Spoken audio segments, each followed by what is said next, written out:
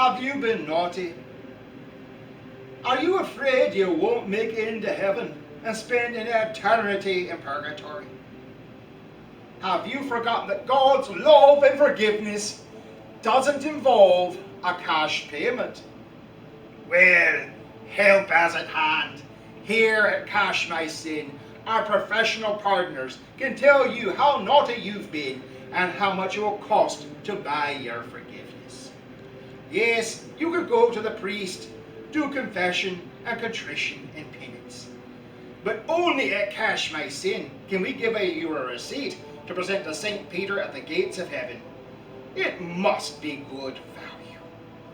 So whether it be one of the major sins like lust, envy or sloth, or the minor sin of telling your wife, "No dear, you didn't look fat in that dress," we have a fee that will suit you.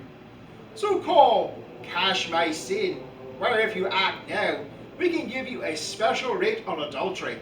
Your wife may not forgive you, but we will. So act now. This offer ends in 1517 when Martin Luther puts his 99 Theses on the door of a church.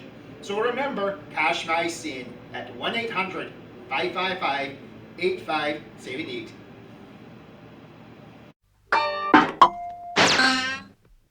Hello, my name is John Givens, and I thank you for spending your time with me today. Now, the indulgence, as described in this video, was not the get-out-of-jail-free card that it's often portrayed as being.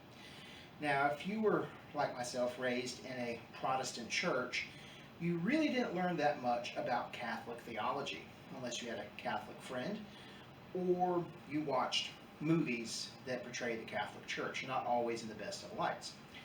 But the indulgence was actually a part of their confession and contrition. If you believed in Christ and accepted Him, of course you were going to heaven. And by going to confession, you were absolved of your sin. However, you still had to make amends for that sin. You still had to pay for that sin. The same as breaking a window. Well, you said you're sorry, but you still have to pay for the window. So the indulgence was a means by which they could atone for their sin and reduce to a small degree the amount of time they would have to spend in purgatory later. Now, what eventually happened is that sometimes their act of contrition would be to give alms to the church for maintenance of the church or new projects. And eventually, unscrupulous clergy used that as a means of raising funds. So it would be a case of, if you slip me this little bit, we can kind of, yes.